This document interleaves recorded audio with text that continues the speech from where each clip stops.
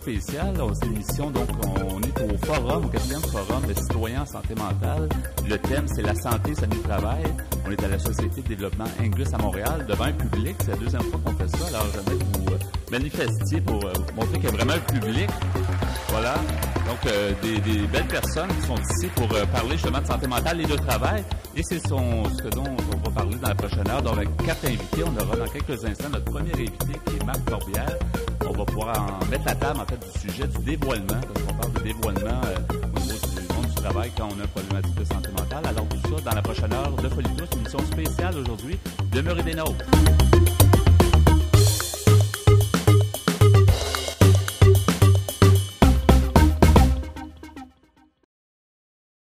Dans le cadre du 4e Forum citoyen en santé mentale, vous écoutez Folie Douce.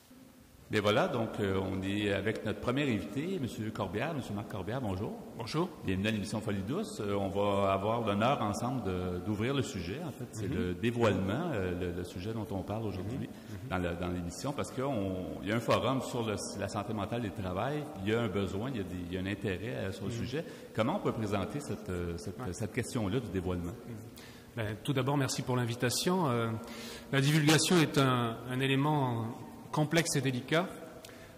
Et peut-être que je vais faire une petite mise en contexte pour dire pourquoi la divulgation c'est important. La divulgation c'est important parce qu'on voit que la réintégration au travail des personnes qui vivent un trouble mental ont de la difficulté à se maintenir en emploi, parfois. Et dans l'objectif d'aider cette clientèle et ce public à se maintenir en emploi, il y a en fait ce qu'on suggère, et ce qui est fortement préconisé dans les recherches, c'est de mettre en place des aménagements de travail, qui peuvent être par exemple flexibilité des horaires de travail, recevoir du soutien des collègues, du supérieur immédiat, etc. Mais pour avoir accès à ces aménagements, il faut en général divulguer son état de santé. Donc d'où l'importance de traiter en fait cet élément charnière dans la réintégration au travail de ces personnes. Alors, pourquoi, en fait, divulguer son trouble mental? Il y a plusieurs raisons qui sont associées à cela. Comme je viens de le nommer, c'est pour avoir accès à des aménagements de travail, mais aussi, il y a aussi des facteurs personnels, comme par exemple des personnes qui ont envie de se libérer d'un stress, de divulguer son état de santé, pas nécessairement son diagnostic, mais d'autres éléments reliés à sa problématique de santé. Ça permet en fait à la personne de ne pas dissimuler ses informations.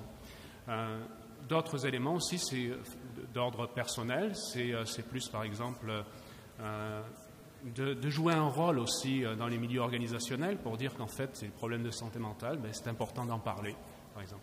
Il y a des facteurs aussi interpersonnels qui interviennent dans ces raisons-là, qui sont plus de faire alliance avec ses collègues de travail. Ça peut être important aussi de divulguer son état de santé, ou encore des éléments plus de l'environnement de travail qui font que la personne n'est pas apte à produire un certain niveau de rendement.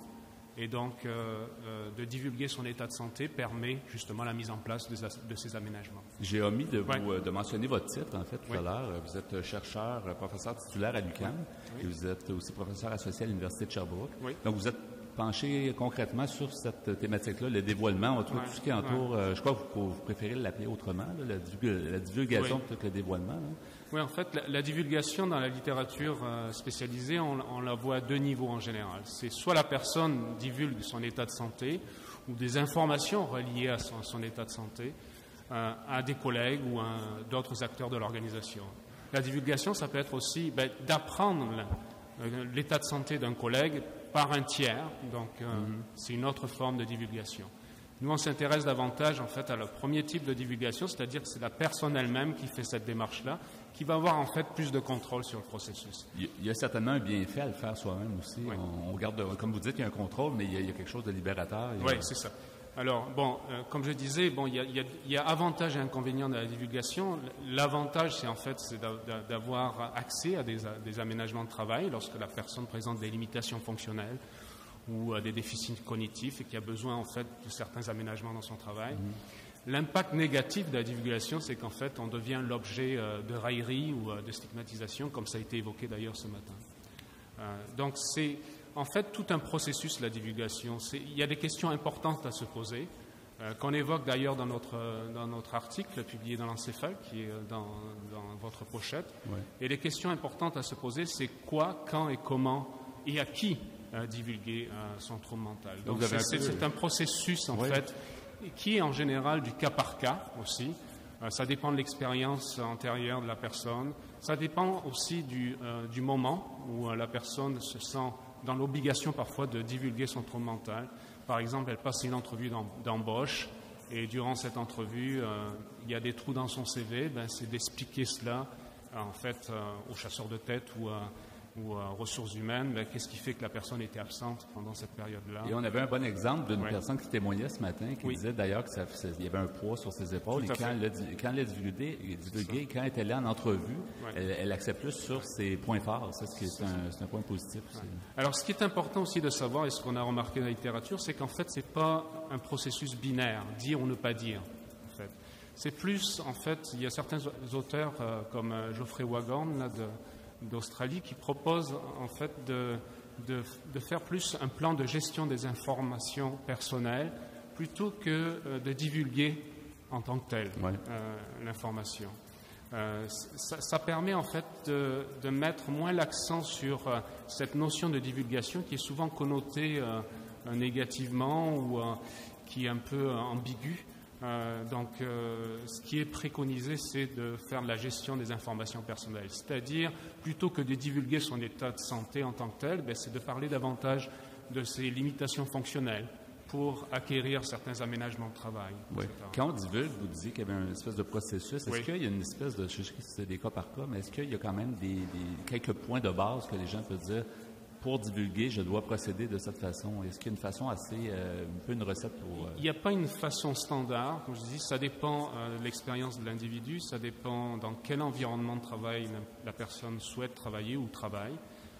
Donc c'est souvent le conseiller en emploi qui amène en fait la personne à réfléchir sur cette notion de divulgation, à savoir est-ce que je divulgue ou pas, quoi, quand, comment, tout ça. Et donc il accompagne dans ce processus-là. Donc il y a plusieurs étapes, d'ailleurs, qui sont décrites dans l'article que nous avons publié, et qui sont les premières étapes, par exemple, c'est de travailler sur tout ce qui est intérêt professionnel, savoir quels sont les objectifs de la personne dans son processus de réinsertion au travail, donc tout ce que fait normalement un conseiller d'orientation, et par la suite d'aborder des éléments qui sont plus délicats. Est-ce que la personne a eu, ou plus sensible, est-ce que la personne a eu des expériences lorsqu'elle a divulgué son trouble mental? Quelles étaient ces expériences? Qu'est-ce qu'elle souhaite divulguer? Quels mots elle souhaite utiliser, etc. Et le conseiller accompagne cette personne dans le processus pour savoir et pour lui dire aussi que parfois de mentionner son diagnostic en tant que tel, ce n'est pas gagnant, mais plus davantage de parler de limitations fonctionnelles, de qu'est-ce qu'elle a besoin en fait pour travailler dans son milieu. Oui. On a quelques minutes, M. Corbière. Je ne sais pas si les gens de la salle, il y a des gens qui veulent intervenir parce que vous êtes penché sur la question. C'est le côté plus théorique de la chose. Vous mettez la table, en fait, du sujet. Est-ce qu'il y a quelqu'un qui veut poser une question précise à M. Corbière ou sinon on poursuit? Simplement, si vous voulez, vous faites signe. Sinon, on va poursuivre ensemble. D'accord. Il va falloir mentionner, d'ailleurs, aussi, tout à l'heure, je crois que votre article est disponible dans les pochettes ici présents, mais les gens qui nous écoutent via l'Internet, donc il est certainement disponible en ligne aussi, votre article. Comment vous voyez ça? Parce qu'il y a notre recherchiste, quelquefois, il nous pose des questions qui sont bonnes. Il nous sort des bonnes questions. Puis cette question-là, il me disait, est-ce qu'on est obligé de dévoiler? Est-ce qu'on est obligé de passer? Il y a peut-être des gens qui ne se sentent pas à l'aise, pas parce qu'ils ne vont pas en souffrir, mais est-ce que c'est une obligation? En fait, c'est encore une fois ce qui est suggéré, ce qu'on découvre, c'est que pourquoi divulguer? Est-ce que c'est nécessaire de divulguer son trouble mental? Est-ce que ça peut nuire en fait à l'environnement organisationnel, par exemple? Est-ce que ça peut me nuire? Est-ce que j'ai besoin de divulguer? En général, les personnes divulguent pour obtenir des aménagements de travail, comme on l'a dit un peu plus tôt. Donc, s'il n'y a pas besoin de divulguer, s'il n'y a pas de contraintes en tant que telles, pourquoi divulguer en tant que tel? Et c'est assez nouveau d'avoir des aménagements parce que les gens, depuis plusieurs années, avaient peur de se faire étiqueter, de se faire juger, de faire éventuellement de perdre leur emploi. Donc, c'est quand même nouveau qu'il y a des aménagements. Mais comme on l'a vu ce matin, de toute façon, toute personne a besoin d'aménagement de travail ou presque. Juste en conciliation famille-travail, on a vu ce matin pour les horaires. C'est un aménagement, en fait. Donc, les personnes demandent cet aménagement parce qu'elles sont dans tel contexte.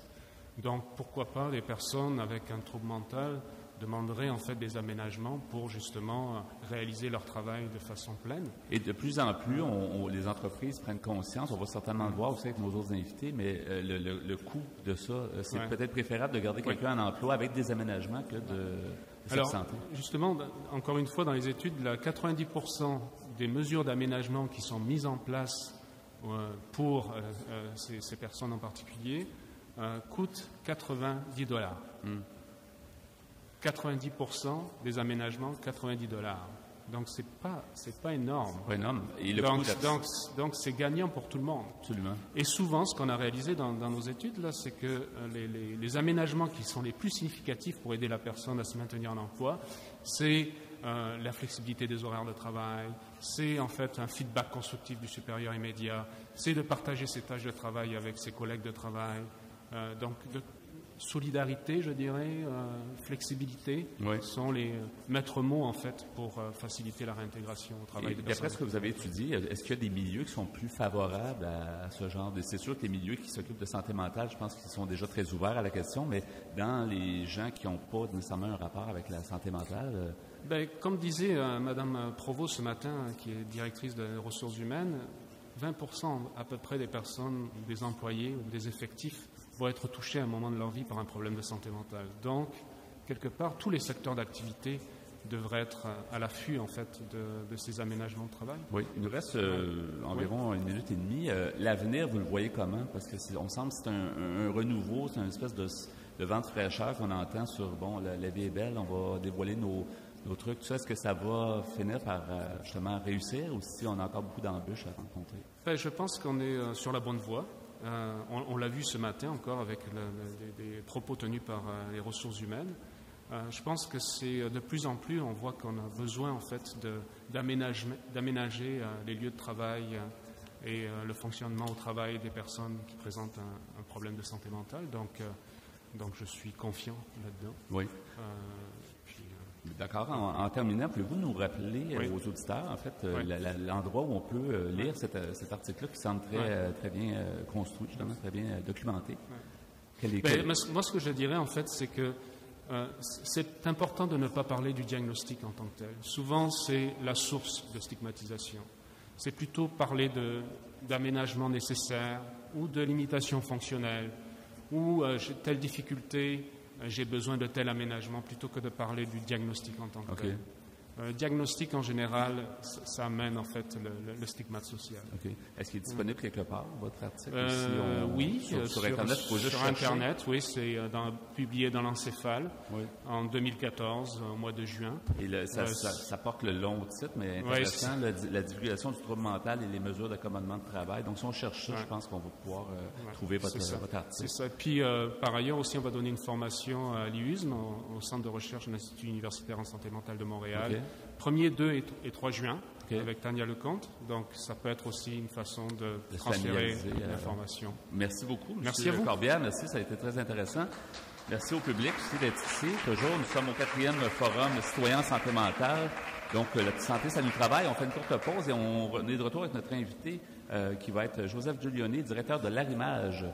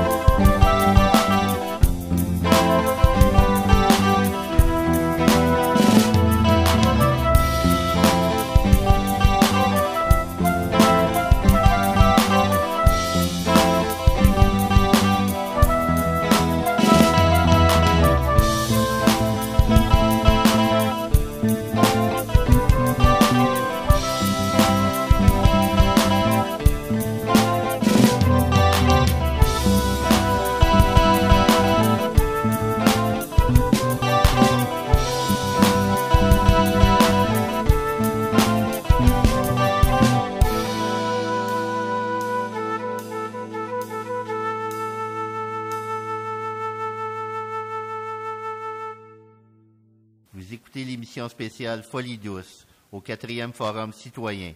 La santé mentale, ça nous travaille. Ben voilà, on est toujours avec vous, avec le public ici présent. Donc, nous sommes physiquement la Société de développement Angus à Montréal. C'est notre deuxième fois comme émission. D'habitude, on est dans un petit studio sur le boulevard Saint-Laurent et on parle entre nous, puis on parle évidemment aux auditeurs. Mais maintenant, il y a un public en plus et on a notre invité qui est ici, qui est Joseph Giulioni. Alors, bonjour et bienvenue à l'émission. Bonjour, merci de m'avoir invité. Ça fait très longtemps, on en parlait pendant que vous installiez. Ça fait longtemps qu'on s'est parlé. Ça fait longtemps aussi que vous êtes à l'Arrimage. Ça fait combien d'années? Ça fait 32 ans que je suis à l'Arrimage. Puis l'Arrimage existe depuis maintenant 40 ans. On a fêté notre 40 ans cette année. Et si on peut, pour les gens qui ne le savent pas, est-ce qu'on peut présenter un peu l'Arrimage en 30 secondes, une minute? Qu'est-ce que fait l'Arrimage dans les services, bien sûr, en santé mentale? Bien, simplement, l'Arrimage, c'est un service d'aide en emploi pour tout le monde qui vit avec des problèmes de santé mentale. Donc, nous, notre rôle, notre mission, c'est d'aider ces personnes-là à se trouver et maintenir des emplois. Et on parle bien sûr du dévoilement, parce que ça rentre, c'est un enjeu qui rentre, c'est un volet qu'il n'y avait pas peut-être il y a 32 ans. Les gens en santé mentale, il fallait essayer de, peut-être votre travail, c'était de vendre à l'employeur que j'ai un bon employé, que j'ai une bonne personne qui peut travailler. Là, il y a d'autres enjeux qui rentrent en ligne de compte. Donc, pouvez-vous nous revenir un petit peu sur les points que M. Corbière nous parlait? Bien, premièrement, on vend toujours le travailleur, donc ça n'a jamais changé, puis ça ne changerait jamais parce que l'accent, c'est le marché du travail, c'est le travail, ça veut dire que ça prend des travailleurs. Un travailleur qui a un problème de santé mentale, ça demeure un travailleur avant tout. Mm-hmm. Donc, ça ne change pas. Au niveau de pas divulguer, je pense que Marc a très bien mis la table parce qu'effectivement, ça devient quelque chose de très personnel. J'aime mieux appeler ça la gestion d'informations personnelles que divulguer. Ouais. Parce que divulguer, c'est quoi? J'ai un secret, puis je veux le dire au monde. C'est comme ça, on sort d'un placard, là. C'est comme une grosse chose, mais c'est pas nécessairement non, ça.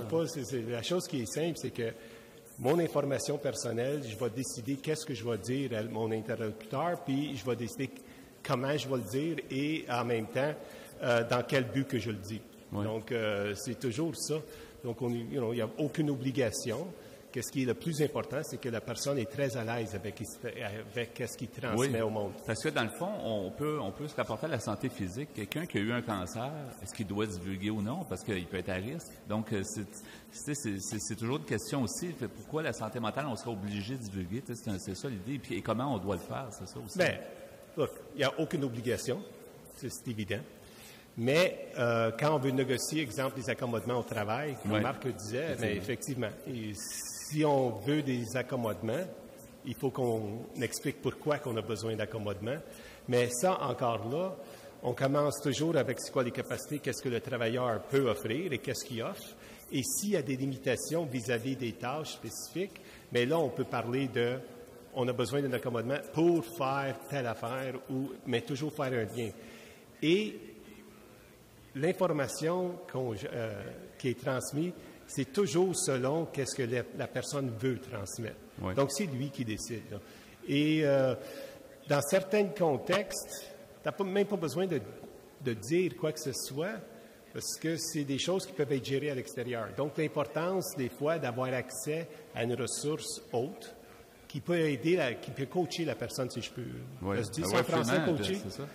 C'est un peu ça votre rôle, dans le fond. Vous êtes un coach, un job coach. Un coach, well, I don't know. Façon. Listen, I'm translating here, so je vais juste être sûr de mes affaires. Là.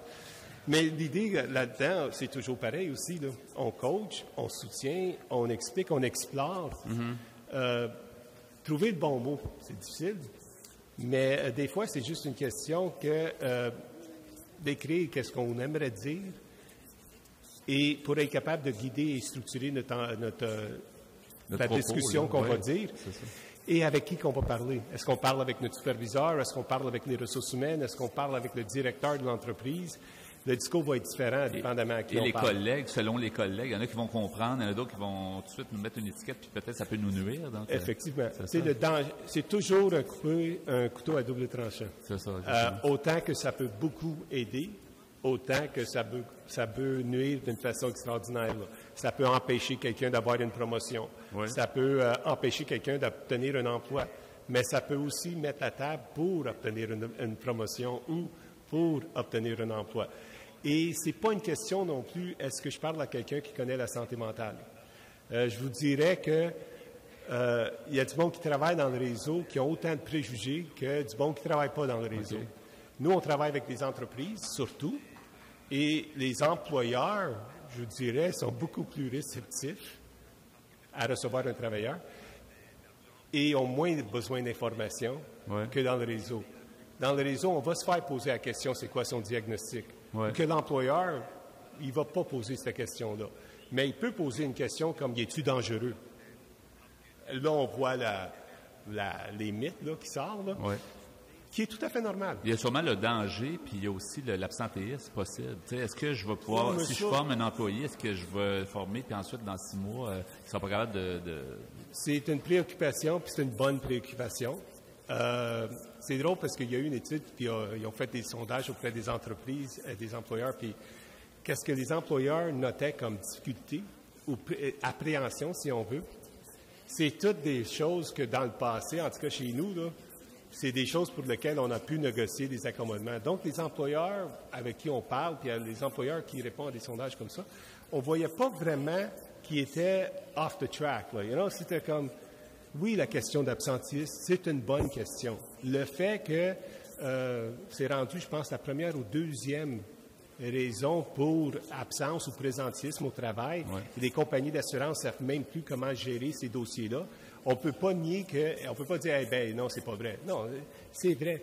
Mais des fois, c'est juste mettre en place des structures pour l'éviter ou s'assurer que la personne a un outlet, à quelqu'un à qui elle peut parler, qui n'est pas nécessairement un collègue de travail, pour l'aider à voir peut-être autrement. Prendre un pas en arrière et dire, you know what, c'est ça qui me stresse au travail. Si j'apprends à gérer ces facteurs-là, je vais mieux fonctionner. Peut-être les grandes entreprises ont ça, un service de ressources humaines qui va être comme ouvert à la question, va être ouvert peut-être plus facile. Là. Pas nécessairement. Ils ont des structures, mais je dirais que la grande entreprise, malgré les règlements qui disent qu'ils sont supposés de faire ci et ça,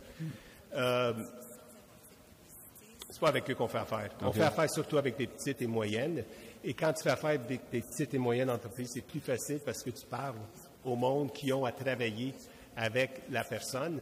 Quand tu fais affaire avec quelque chose de plus gros, le problème avec ça, c'est que quand on met en place des accommodements, ça se fait avec les ressources humaines. L'information va se rendre dans le département. Comment elle va se rendre, on ne sait pas. Est-ce que le superviseur, lui, il va le savoir, on ne sait pas. Et pire que ça, c'est que dans le département, s'ils ont des quotas à atteindre ou whatever, le directeur du département, il est évalué sur la performance. Donc, si lui, il se fait dire, sans préparation, je t'envoie quelqu'un qui va être plus lent, bien, lui, dans sa tête, il faut qu'il calcule comment je vais atteindre mes objectifs en ayant du personnel plus lent. Donc, l'importance de mettre en valeur, c'est quoi le travailleur et qu'est-ce qu'il peut. Et donc, l'importance de savoir qu'est-ce que je vaux comme travailleur et qu'est-ce que j'emmène à la table. Les accommodements, donc, à part peut-être les horaires plus flexibles ou plus compréhensifs, est-ce qu'il y a d'autres exemples d'accommodements qu'une entreprise le peut débit faire? de travail. I'll give an example. Quelque chose de bien simple, en fin de compte, qu'on utilise souvent. C'est plus facile pour que... Si quelqu'un arrive ici avec une boîte de documents, on peut lui dire que tu as besoin de lire la boîte de documents. Et si cette personne-là est stressée par ça, ça va le causer de l'angoisse. Mais si on y arrive avec des documents à lire, puis on les donne à fur et à mesure qu'il est complet, il va lire le même montant de documents parce qu'il peut juste lire une page à la fois.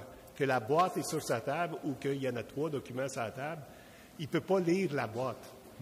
Donc, la façon que le travail est présenté, c'est quelque chose de très, très simple. Là. Et ça ne coûte rien.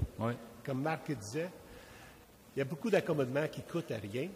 Et souvent, l'accommodement qu'on fait, il est aussi pertinent pour la personne que pour les autres travailleurs. Donc, ça aide la gestion. Et ça amène aussi...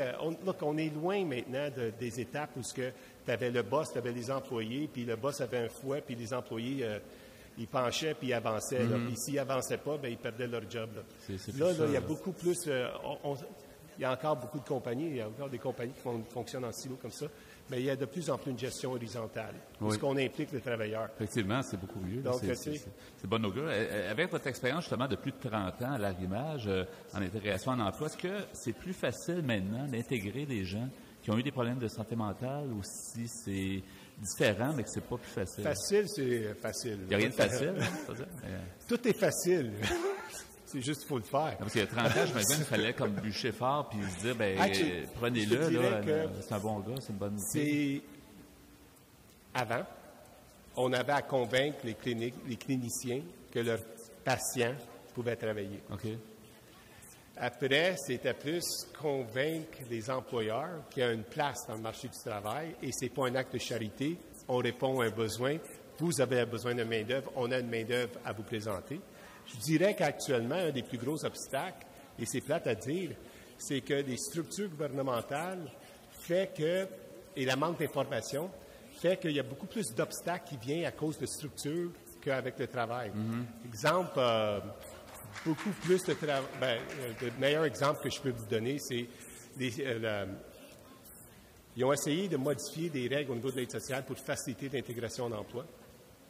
La majorité du monde à qui on parle ne comprennent pas ces règles-là. Et donc, qu'est-ce qui arrive souvent, c'est personne va commencer à travailler, il n'a pas reçu son chèque d'aide sociale, il ne peut pas payer son loyer, sa paye n'a pas commencé, premier paye n'a pas commencé, il ne l'a pas reçu. Donc, au lieu de se préoccuper de « je m'en vais travailler, je commence une nouvelle job, je dois m'investir à telle affaire », il doit se préoccuper de « il faut que je parle à mon propriétaire pour lui dire que je ne peux pas payer mon loyer en retard, en avance ». Et donc, c'est un obstacle qui ne devrait pas être un obstacle. Et qu'est-ce qui a été la règle, c'est avant, il y avait une allocation quand on commençait un emploi. L'aide sociale permettait une allocation. Maintenant, ils l'ont enlevé. Et l'autre affaire, c'est qu'aussitôt qu'on dit à l'aide sociale qu'on commence à travailler, le chèque est annulé, puis là, il faut faire la preuve, puis là, l'aide sociale va faire la démarche. C'est pas long. Il y a un stress financier là, pendant les débuts. Il y a un stress financier pour commencer. Est-ce que je vais être capable de payer ma passe d'autobus? Parce que ma paye, je l'ai le 5 du mois et je n'ai pas reçu mon chèque le premier. Donc, c'est des banalités comme ça qui ne sont pas banales. Ça, c'est des aménagements qui seraient Puis ça viendrait des aménagements qu'on devrait voir plus au niveau ministériel. Oui. Merci beaucoup. On a juste quelques secondes pour terminer, M. Giuliani. J'aimerais ça que vous mentionniez peut-être soit le site web de l'Arrimage, comment on peut vous joindre, ou le téléphone, des gens qui veulent soit avoir accès à vos services. Ou... Nous, on travaille beaucoup au niveau avec des références qui viennent cliniques. Donc, la meilleure façon, si vous voulez savoir qui on est, qu'est-ce qu'on fait, on a un site web. Allez à... Vous cherchez l'Arrimage. Si vous écrivez l'Arrimage, ça devrait sortir. Si on rajoute Joseph Giuliani, c'est sûr que ça sort, parce que ça fait longtemps que vous y êtes. Si vous êtes capable d'écrire mon nom, comme il faut, sinon, ça se peut que vous allez vous ramasser en Italie quelque part, qui est correct aussi. C'est correct aussi. Mais ça serait moins bon pour le travail. Merci beaucoup, c'était vraiment intéressant. Merci. On fait une courte pause musicale. On est de retour ensuite avec notre troisième invité, Marcel Leduc, directeur pro-prêt. Demeurez des nôtres à Folie Douce spéciale aujourd'hui.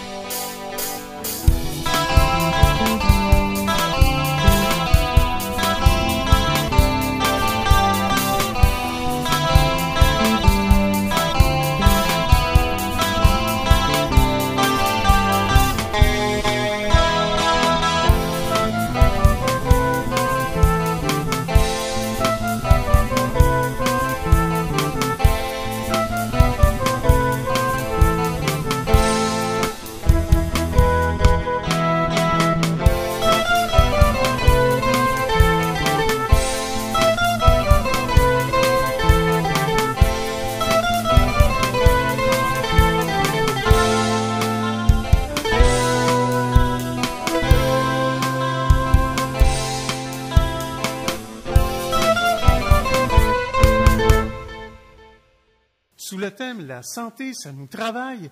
Vous êtes branchés sur Folie douce. J'ai devant moi mon prochain invité, Marcel Leduc. Bonjour, M. Leduc. Bonjour. Bonjour, vous êtes donc directeur général de ProPrêt. Oui. On a pu entendre des gens, M. Corbière, plus le côté théorique, l'idée, en fait, du dévoilement. Ensuite, M. Gioni avec le pratico-pratique, là. Et vous y allez du côté un peu de l'employeur. Donc, donc c'est intéressant ce que j'ai lu sur les renseignements que j'ai lus. Mais qu'est-ce que vous pouvez dire sur le dévoilement pour entrer justement dans le sujet?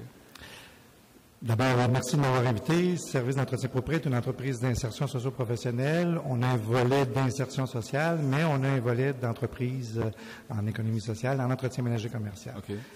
Quand on m'a posé cette question-là, d'entrée de jeu, moi j'ai dit oui, c'est important de divulguer sa situation, qu'on soit en santé mentale ou autre. Je pense que l'important, c'est de le divulguer. Transparent, là. Être transparent. À quel moment le divulguer? Le processus de dotation, c'est un processus particulier.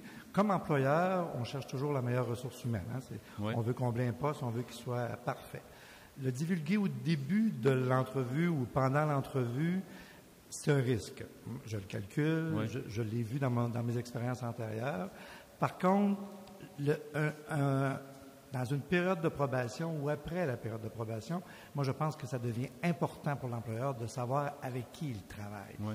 Une personne en santé mentale, de par mon expérience, il peut avoir des hauts et des bas, mais comme n'importe quel... Comme tout le monde, mais comme je dis souvent dans notre organisation, moi, j'ai des chefs d'équipe qui travaillent avec des gens qui ont eu des difficultés dans leur vie, et souvent, ils nous disaient au début de notre processus, ils nous disaient... c'est avec quel fou je travaille? T'as-tu vu ce qu'il a fait? T'as-tu vu, excusez l'expression le fou, mais c'est une expression commune. Et souvent, on disait, attends, nous, on l'avait su, et il fallait faire la transmission de l'information pour être capable justement, de travailler tous les préjugés.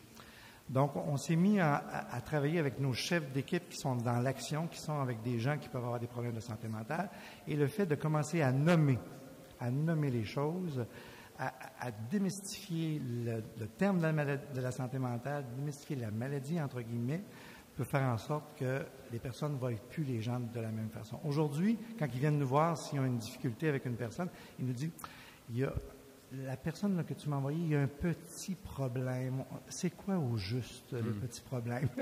Donc, on a un vocabulaire qui a changé et on a une approche qui a changé. Parce que ça fait peur, la santé mentale, autant pour l'employeur que pour les collègues de travail qui vont y travailler. Pour l'employeur, comme je vous dis, c'est la productivité. De par mon expérience, heureusement, ProPrêt, comme est une entreprise d'insertion, travaille avec l'Arrimage, travaille avec d'autres organisations, fait en sorte que, ayant des ressources externes qui peuvent venir nous aider à encadrer des gens qui ont des difficultés, vient faciliter l'intégration de ces personnes-là en emploi. Je trouvais intéressant au début de l'entrevue avec M. Marc qui disait qu'effectivement, il faut aménager, travailler sur l'aménagement d'un poste de travail. Avec les années, nous, au début, on aménageait, on congédiait. Ah oui. C'était simple, ça ne produisait pas, donc on congédie. Aujourd'hui... Si on parle de... moi, ça fait 21 ans, ça fait pas encore 32 ans. Pas si ça loin. fait 21 ans que je suis là, donc...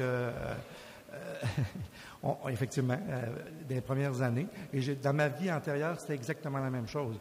Quand on détectait un problème, parce qu'on ne savait pas c'était quoi le problème. Une personne qui s'absente, une personne qui n'est pas capable de trouver la productivité nécessaire, une personne qui arrive fatiguée, ça fait juste une demi-heure qu'elle était en poste, puis qui dit « Ah, je suis fatigué ». Mais quand tu commences à comprendre et quand tu sais ce que la personne vit, là, tu es capable de travailler autrement, tu es capable d'intervenir autrement.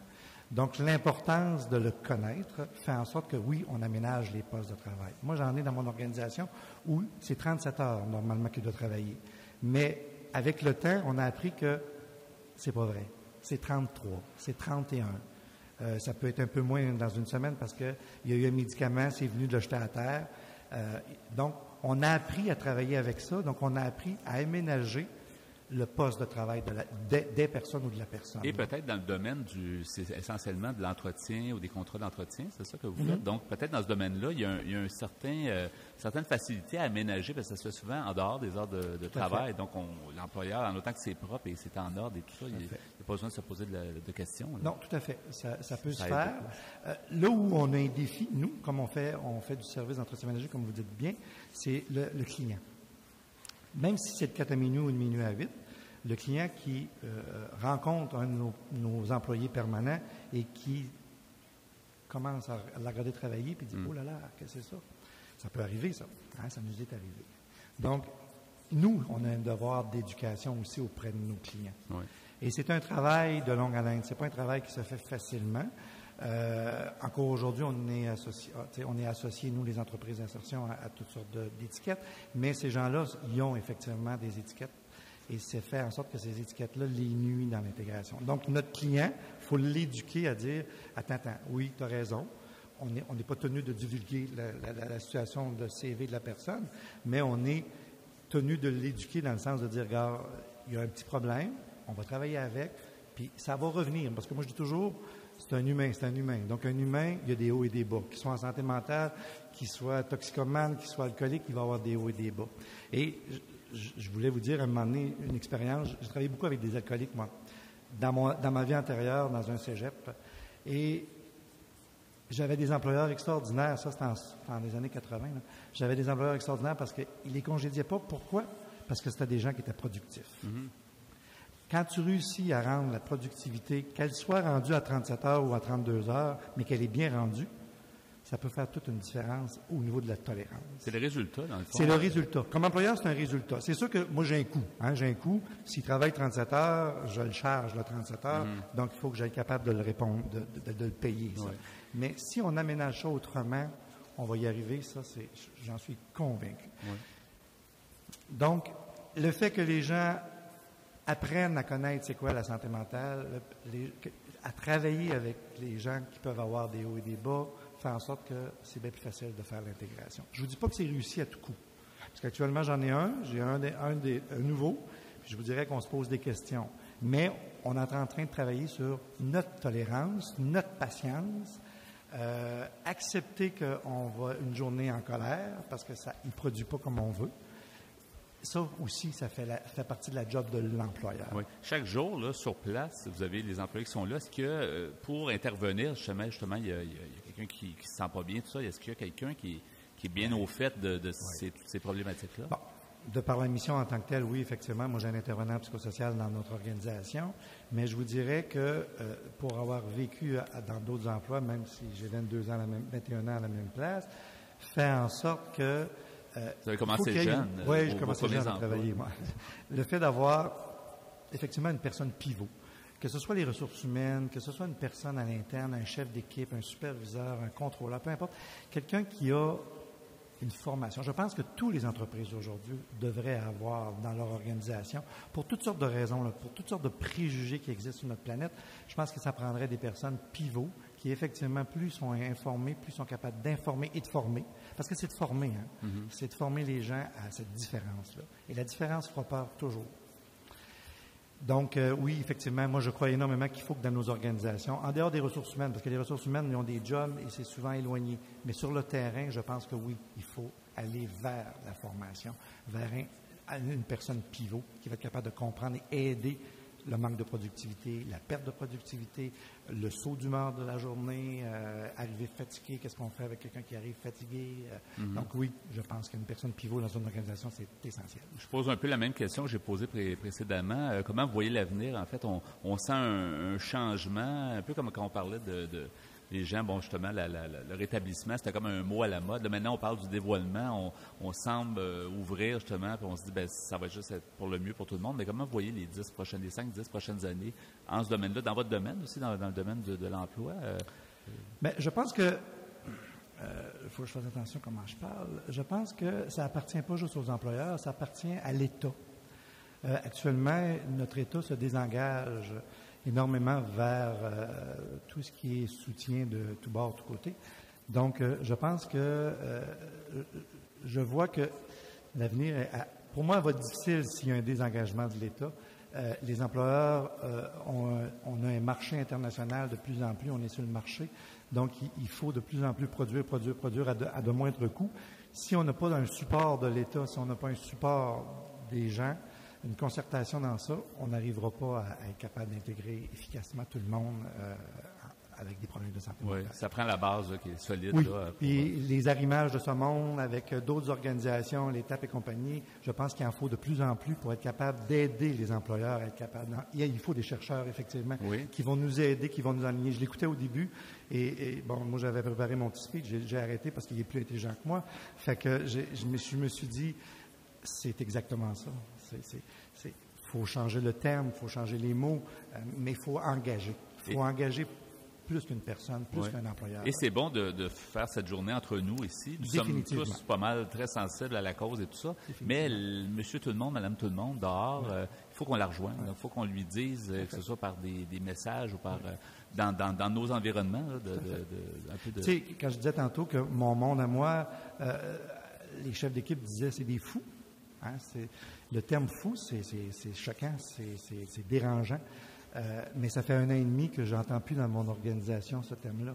J'attends, ils ont un petit quelque chose. On a comme changé ça a changé. C'est bon, mais voyez-vous le travail, mais c'est un travail de longue haleine. C'est pas un travail qui va se faire comme ça. On a beau avoir l'arrimage qui va préparer la personne en entrevue. Oui. La personne en entrevue, si pour des raisons X, cette journée-là, elle n'est pas capable de livrer la marchandise, on va l'accrocher, on va prendre le CV, on va dire OK, à la prochaine. Oui.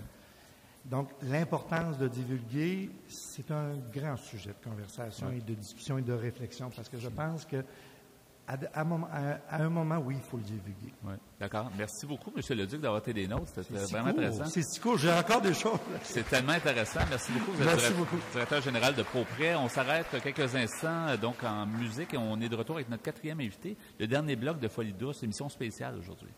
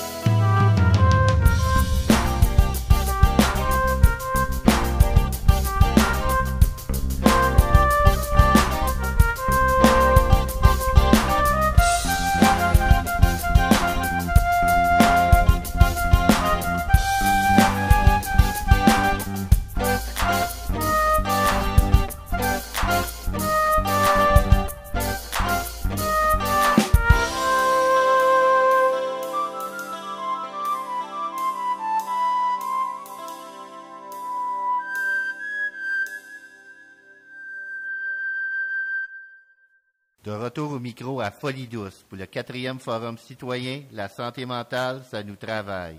Bien voilà, on est déjà rendu au dernier quart d'heure. C'est difficile à croire, mais sachez que dans nos émissions à la radio, quand on fait nos émissions Folie douce, c'est toujours comme ça passe toujours très vite. 1 heure, quand on a des bons invités, je trouve que c'est ça qui fait une bonne émission. Je veux juste mentionner que Folie douce, on souligne 25 ans cette année d'émission de radio. On a commencé 10 octobre 1991 à parler de santé mentale. Je trouve ça assez particulier, merci. Je trouve ça vraiment intéressant de terminer, nos invités d'avant étaient très bons, mais de terminer avec un citoyen engagé qu'on a devant moi, Richard Langlois. Alors bonjour Richard. Bonjour. C'est intéressant parce que au départ, j'ai pensé à faire cette émission-là, Folie douce, c'était pour donner la parole aux gens qui avaient eu des problèmes de santé mentale. C'était tellement tabou en 1991, ça l'est encore beaucoup, mais ça l'était encore beaucoup plus à ce moment-là. Et de voir des gens qui réussissent, puis on a toujours mis de l'avant, même avec l'équipe, avec Pierre et Justin, on a toujours mis de l'avant du positif. Donc, des gens qui s'en sont sortis, donner de l'espoir aux gens qui nous écoutent. Dans le fond, des gens qui ont des problèmes actuellement, ils peuvent s'en sortir. Donc, c'est un peu ce qu'on va discuter ensemble, Richard. Mm-hmm. Donc, citoyen engagé, on a eu le temps de t'entendre ce matin, beaucoup de bons propos sur le... peux-tu nous parler un peu de ton histoire, justement? Bien, c'est ça. Je me suis retrouvé à un moment donné avec un diagnostic de trouble bipolaire, en parallèle avec une séparation. Puis, tout ça m'a conduit éventuellement... je vais passer toute une année de haut et de bas, tout à fait intense. Perte d'emploi, effectivement, en cours de route. C'est sûr que quand ton employeur vient te voir sur un département de psychiatrie, puis tu es encore en psychose, lui, il vient te faire une identification très, très rapide. Il est en psychose, il souffre de schizophrénie, puis ça vient de s'éteindre. C'est bonsoir. Alors, ça a été comme ça. Puis j'ai reçu effectivement une lettre plus tard à l'hôpital, alors que j'étais en dépression. Puis bon, vous n'honorez pas votre contrat, et puis nous vous remercions de vos services. Ça a été aussi simple que ça. Richard, juste si tu permets, parce que ici on est sensible à ça, mais les auditeurs, il se passe quoi quand on vit une psychose dans un milieu de travail? Dans ton cas, par exemple, sans rentrer dans les détails, mais donner un aperçu aux gens. Bien, c'est ça. La psychose est une perte de contact avec la réalité, et on peut la retrouver dans différentes pathologies. Souvent, on l'identifie à la schizophrénie, mais c'est pas uniquement le cas. Il y a environ, on dit dans les statistiques, je prends toujours des statistiques avec un grain de sel, mais on dit dans les statistiques que 15% des gens qui vivent un épisode de manie, cet épisode-là va se transformer en psychose. On va le retrouver aussi, il y a des gens comme on a entendu parler de Florence K, par exemple, qui, elle, c'était des dépressions majeures, et puis elle a vécu aussi de la psychose. Alors, on peut la vivre à différents niveaux, dans différentes situations. Mais fondamentalement, c'est effectivement une perte de contact avec la réalité qui nous amène à transformer effectivement certains comportements, des choses comme ça, malgré le fait que ce soit logique dans la tête de la personne qui le vit. Oui.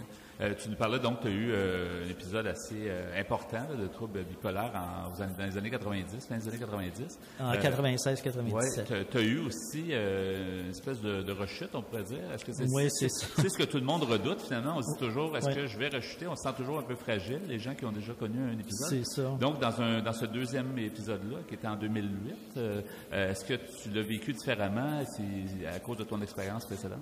Bien, c'est sûr que c'était complètement inattendu. C'était, le premier aussi, de toute façon. Le gars, il est tout le temps stable. Le gars, il est... on pense que ça nous arrivera pas. Il a une belle vie, ça y arrivera pas. Mais, lors du premier épisode, il y avait un couple qui était chambranlant depuis de nombreuses années, puis il n'osait jamais passer à l'action pour quitter sa femme, etc. Puis le deuxième épisode, c'était encore plus surprenant parce que là, vraiment, tout allait bien. J'avais un beau travail. J'avais aussi un deuxième volume que je lançais. Oui. Alors, ça a été percutant. Ça a été aussi percutant pour ma conjointe, puis mon fils aussi, parce que des fois, on n'en parle pas. On parle de l'entourage comme si c'était uniquement des adultes. Il y a des enfants là-dedans aussi. C'est dur à vivre. C'était pas évident. Fait que, disons que ça a été assez éprouvant, quoique ça n'a pas duré longtemps. Ce qui a été particulier, c'est que mon nouvel employeur, à ce moment-là, c'était le réseau communautaire en santé mentale avec un partenariat avec le réseau public. Alors, on a vu ça aller, bon, moi, j'ai pas entendu grand-chose, sauf mon gestionnaire, qui est le directeur de l'Agir à Québec, me dit, Richard, prends le temps. C'est tout. Ça s'est passé comme ça. Comment vouliez-vous que les gens, les partenaires du réseau, réagissent? Tout de suite, on était confrontés à une situation très particulière où il fallait tout le monde s'adapter. Bon, Richard vient de vivre quelque chose de bien, bien particulier, mais Richard, il avait déjà été très stable pendant une bonne période. Il y a une bonne feuille de route. Il n'y a pas de feuille de route. Qu'est-ce qui nous dit qu'il va revivre encore ça? On ne sait pas encore. Ouais. Alors ça, c'est de l'inconnu. Alors donc puis ça n'a pas duré très très longtemps. J'ai pris effectivement la route et puis depuis ce temps-là, je me croise les doigts là, mais ça va très très bien. Qu'est-ce que tu peux suggérer quand on parle de dévoilement, parce que c'est ça le thématique principal de notre émission?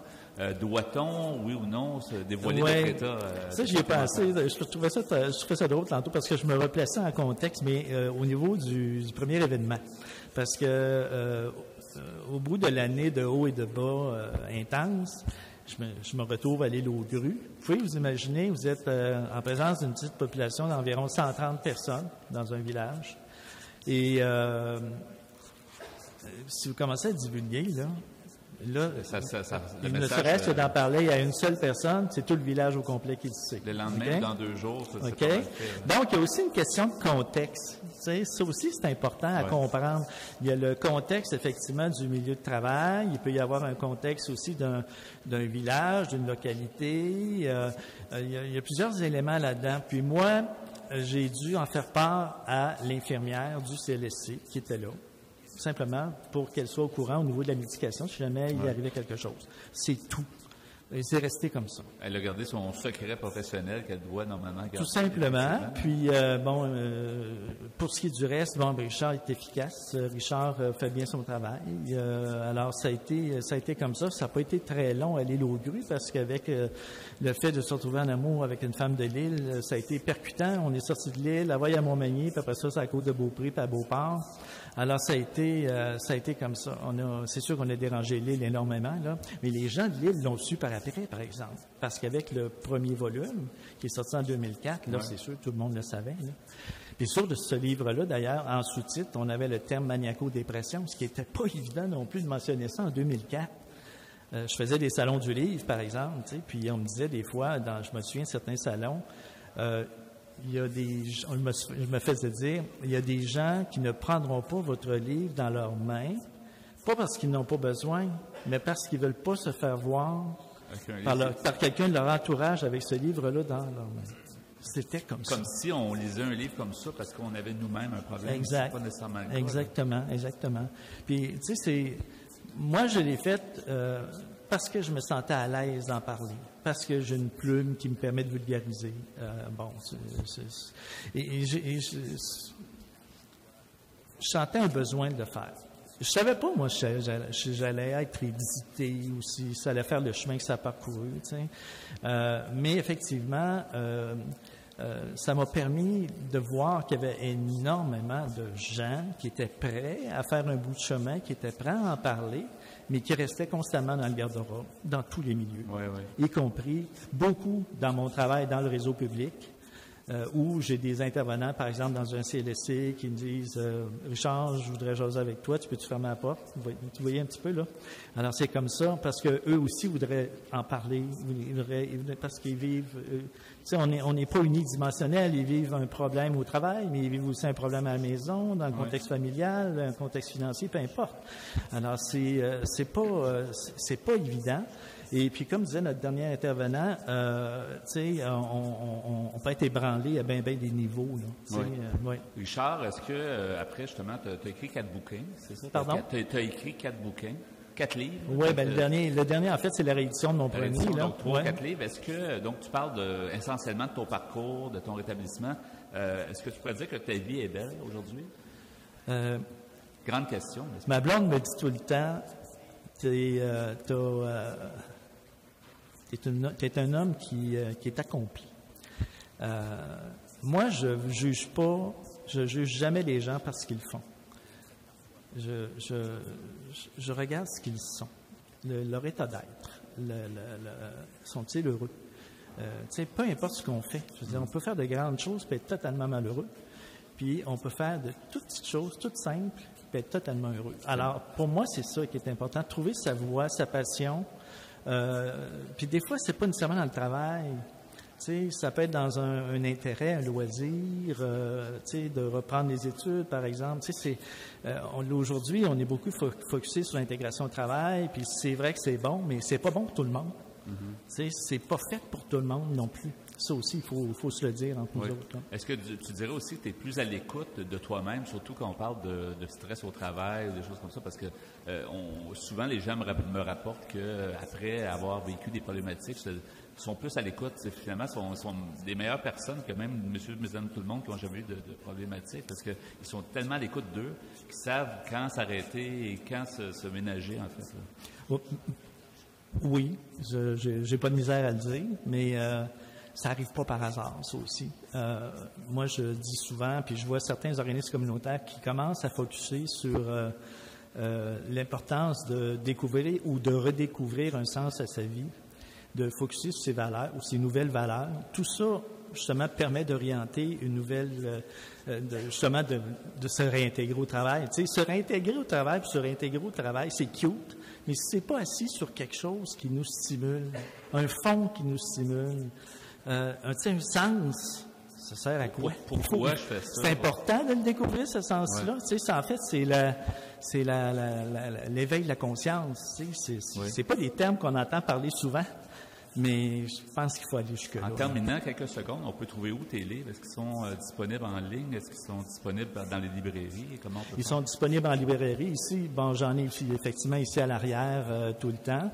Tu en as fait plusieurs. Donc, si on cherche Richard Langlois, on va effectivement... Oui, vous allez trouver aussi les éditions. C'est Marcel Broquet qui édite. Donc, merci beaucoup. Toujours... Ouais, merci beaucoup de ton témoignage. C'est vraiment intéressant. Merci au public également. C'est déjà la fin presque de l'émission Folie douce. Je remercie les gens qui étaient ici.